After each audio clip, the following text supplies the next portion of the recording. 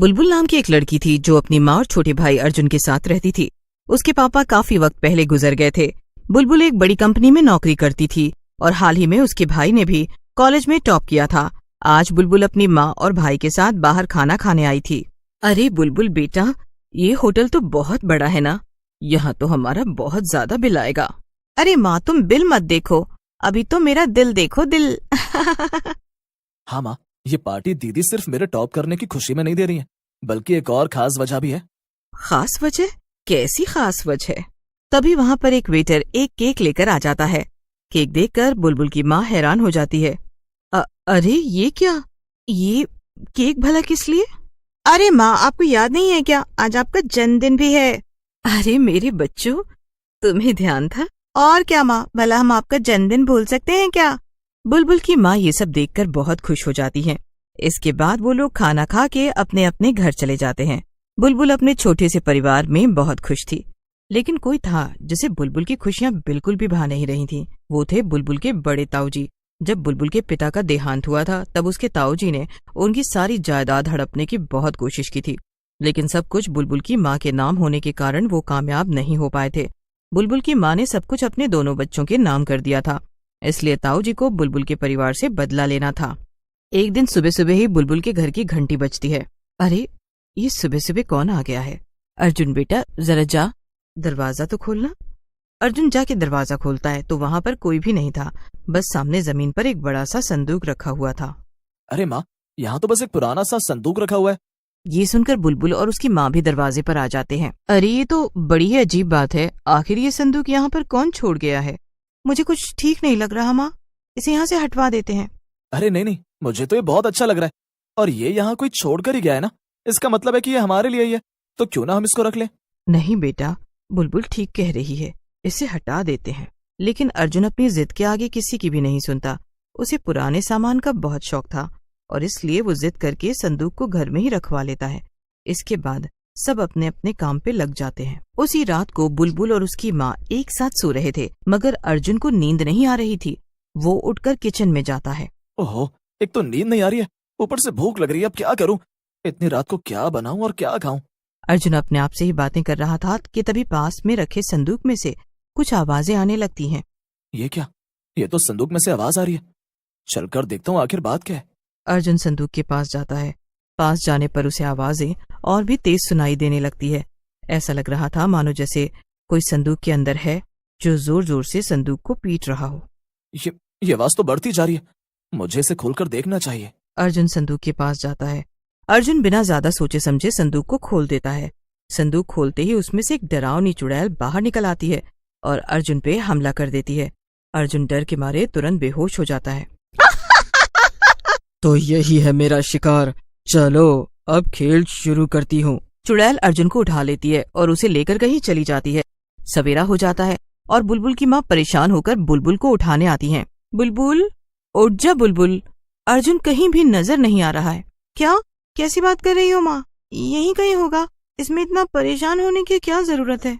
नहीं बुलबुल, मैंने हर जगह देख लिया है। बुलबुल और उसकी माँ पागलों की तरह सारे घर में अर्जुन को ढूंढ रहे थे, लेकिन उन्हें वो कहीं भी नजर नहीं आया। तभी बुलबुल का ध्यान जाता है कि संदूक अपनी जगह पर नहीं है। ये क्या? वो संदूक कहाँ गया? कल तो वो यहीं पर रखा हुआ था। तभी बुलबुल को अपनी माँ के चीखने की आवाज सुनाई देती है। बुलबुल भाग के रसोई में जाकर देखती है तो रसोई में उसकी माँ सदमे में खड़ी थी और सामने एक डरावनी चुड़ैल खड़ी थी। वो एक जिंदा मुर्गा पकड़कर ले आई थी और उसे रसोई में छुपकर खा रही थी। ये सब क्या है? ये तो एक चुड़ैल है। मेरा बेटा कहाँ है?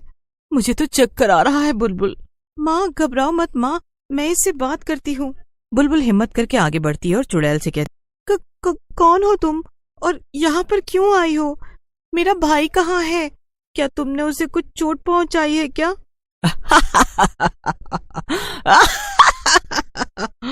नहीं, अभी तक तो मैंने उसे कुछ भी नहीं किया है, लेकिन उसके पास ज्यादा वक्त नहीं है, इसीलिए तुम्हें उसे जल्द ही ढूंढना होगा। चुड़ैल की बात सुनकर बुलबुल की माँ जोर जोर से रोने लगती है।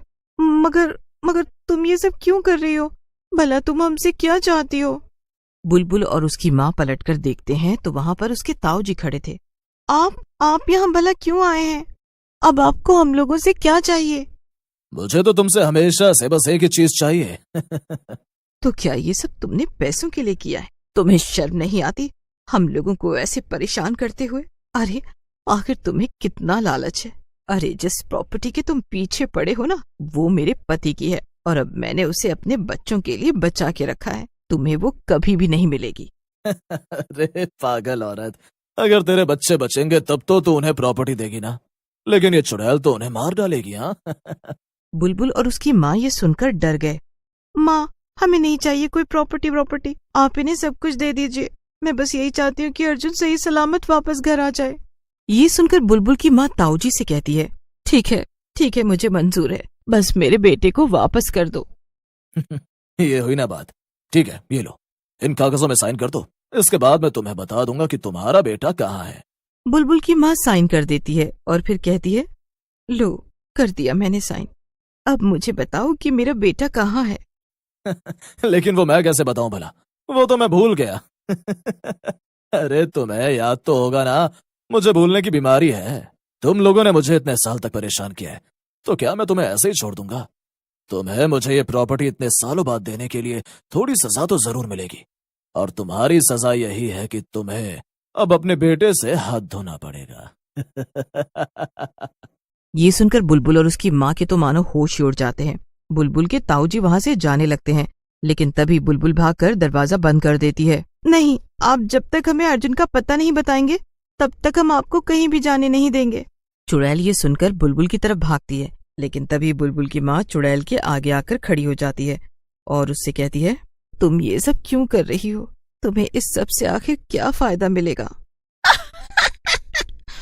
मैं कई सालों से संदूक में कैद थी और इस आदमी ने ही मुझे आजाद किया था, इसलिए मैं इसकी मदद करके इसका एहसान उतार रही हूँ।